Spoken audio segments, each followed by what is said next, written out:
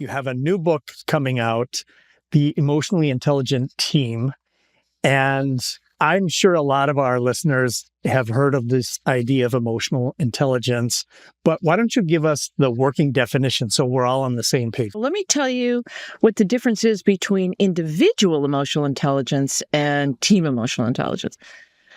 So for individual emotional intelligence, you are using your emotion as data that can improve your interactions with others.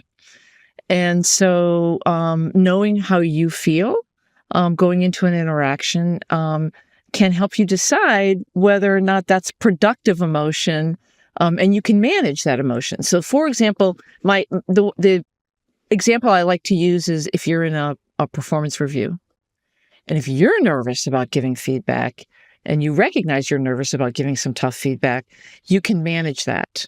So the first half of individual emotional intelligence is awareness and management of your own emotion so that you can be the person that you really want to be in an interaction.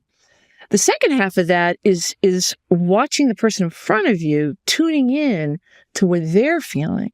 So once you get into that interview, you tune in, you pay attention, you watch their body language. And we human beings are wired to be able to pick up on other people's emotions. And so you can use that as data that can help you manage their behavior in the interaction. So if I sense that you're angry, or if I sense that you're nervous, or that you're excited, I can adapt to that. And especially if I think it's an unproductive emotion, I can step back, I can slow down, I can say, okay, it looks like Don is nervous about this.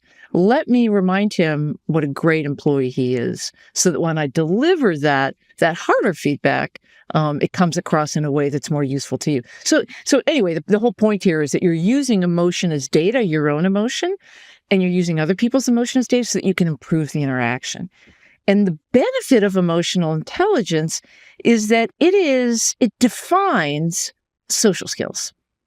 So psychologists back in the 1950s didn't really know how to define social skills or how to measure social skills.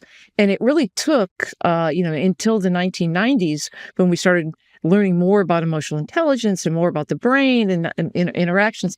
It really took us that long to figure out how do you measure it, and what does interpersonal skills, or what do interpersonal skills and what do social skills really entail? And that is management and reading of emotion. Let's shift gears and talk about team emotional intelligence, because that's the subject of your book. What is team emotional intelligence, and why can't we just hire emotionally intelligent people to fill our teams to achieve this team emotional intelligence? Behavior in teams and groups is a function of the norms and values in that group. So what ends up happening in any group that we enter is that the behavior that becomes routine, habitual, depends on a few people who have status that get to decide what's normal here. So let me give you an example of a typical norm in teams that I've seen over and over and over again, which is that certain people get heard, certain people don't get heard. Certain people get a lot of airtime. Everyone looks at them when they talk. Everyone cares about what they say, and you kind of follow along. You don't want to upset the apple cart, if you're smart in that team. Okay. You upset the apple cart and you are, you get punished in certain ways. We can come back to that. So anyway, this is just normal. This is how teams operate. Teams have norms. Every team has them. Most teams have norms that emerge because a few people, typically the leader and high status people, get to define them. Sometimes those norms don't allow people to be very emotionally intelligent. Okay. So for example, take someone, hire a bunch of emotionally intelligent people, put them in a team that doesn't value that's only listening to a few people, that doesn't want to make listening a strong value, right? And you're wasting your emotional intelligence. What really matters is the environment that you create and the norms you propagate in that team that take advantage of the skills and the knowledge in the room. And this is why level of, at least in our research, your level of emotional intelligence doesn't predict your team emotional intelligence. Your average level of individual doesn't predict your team emotional intelligence or your performance. So it's the norms that really facilitate that. It's always been the norms that are the strongest predictors.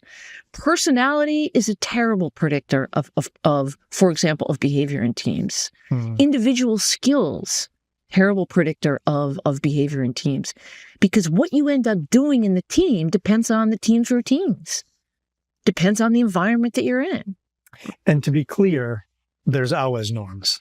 Always. Whether or not they've been agreed upon by the team, there's just norms. There are just norms. Every team. And what one way I like to explain this is that for 30 years, I've been going into organizations and observing teams. And you can have 5 teams doing the same kind of work. And I can walk from environment to environment to environment. And it's a very different operation.